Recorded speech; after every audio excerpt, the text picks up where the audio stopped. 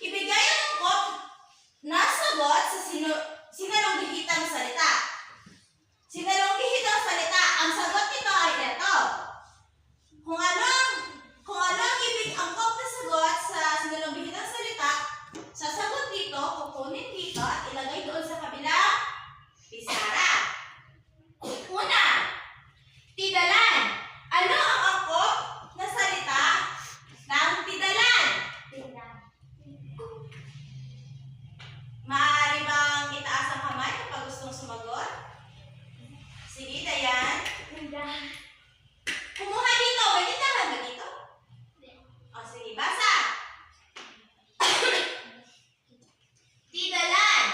Dala-dala ng... Ano niya? Dala-dala niya ang kanyang tidalan. Yes? Ashanti. Balde?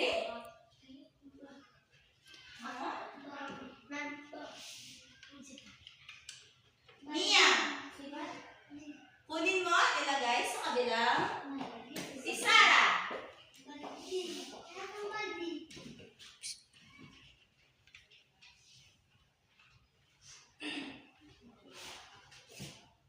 Tama. Ang ibig sabihin ng tidalan ay sibat. Pero malalaman natin yun mamaya sa story ang ating mapapakinggan. Sunod, namataan niya ang isang servo. Ano ang ibig sabihin ng servo? Namataan niya. Yes, Mia. Kunin.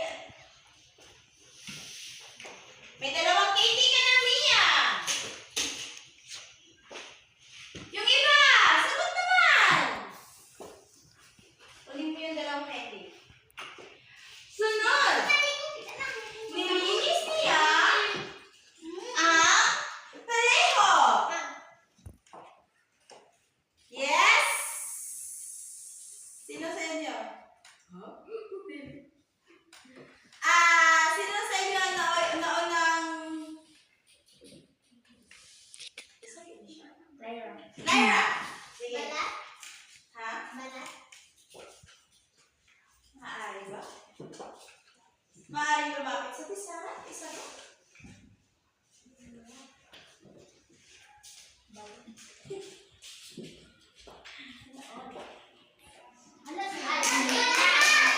Tasha sa ilog, dala ang kanyang sikdako. Oh yes, maaari yan! Kunin sa pisara at ilagay sa kabila. Kunin mo yan! Ay, hindi abot. Ayan. Lagay mo na sa kabila. Dikit mo, dikit. Okay, magaling! Sino yung pinakakuha ng candy? Ikaw?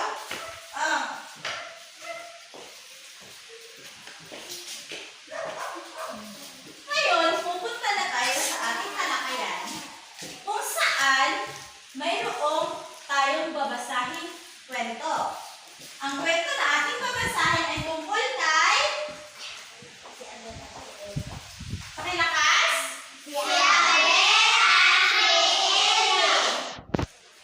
Maaari bang basahin ninyo?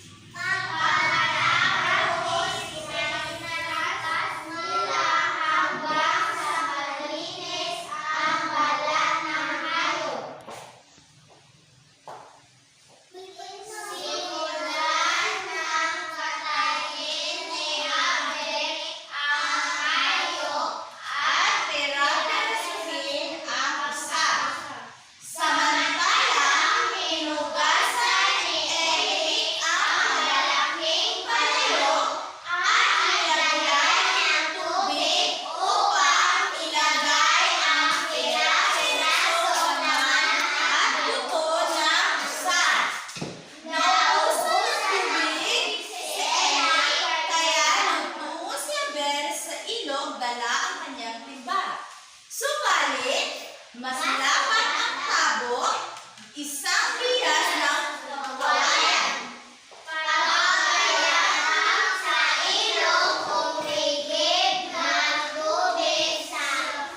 Abe, abre,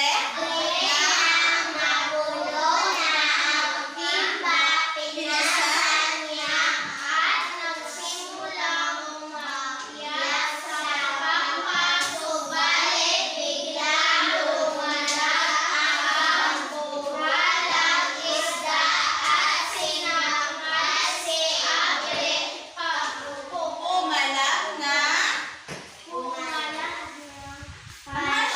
subalit, hindi siya makahiyaw dahil hindi na siya pailalim ng tubig. Doon nalunod sila at kinain ang buo ng isda. Sa bahay, hinintay ni Ellie ang kanyang asawa. Ngunit, hindi na niya kailangan na ang asawa. Araw-araw, hinanap niya at araw-araw umiiyak. Siya ay nalungkot sa pagkawala ng kanyang asawa. May samantahan na ibang lalaki ang bukod kay Abre. Subalit walang kaibayan na kahit ano. Makakas. Walang katibayan. So nakikita niyo ba kanina ang mga salitang ating nilaro? Kung ano ang ibig sabihin?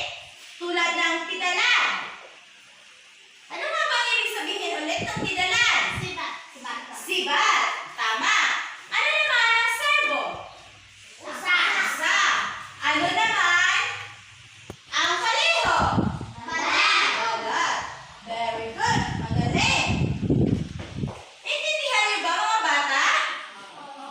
Sino nga ba si Abre? Ang lalaki. Ano ang nahuli ni Abre? Isa. Ano naman ang pumatay kay Abre? Ang isang dambuhalang isda. Sino ang asawa ni Abre? Si Eli. Saan sila nakatira? Sa maliit na kubo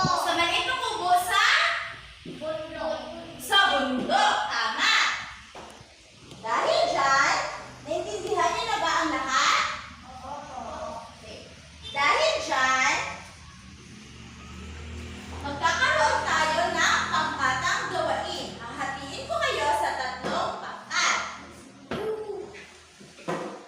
Unang pangkat, ito.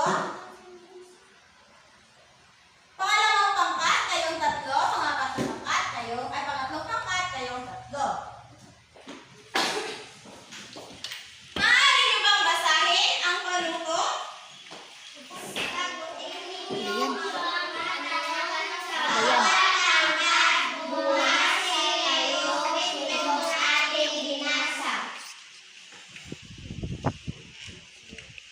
Umasi kayo sa kwento ating binasa. Dito ninyo isasagot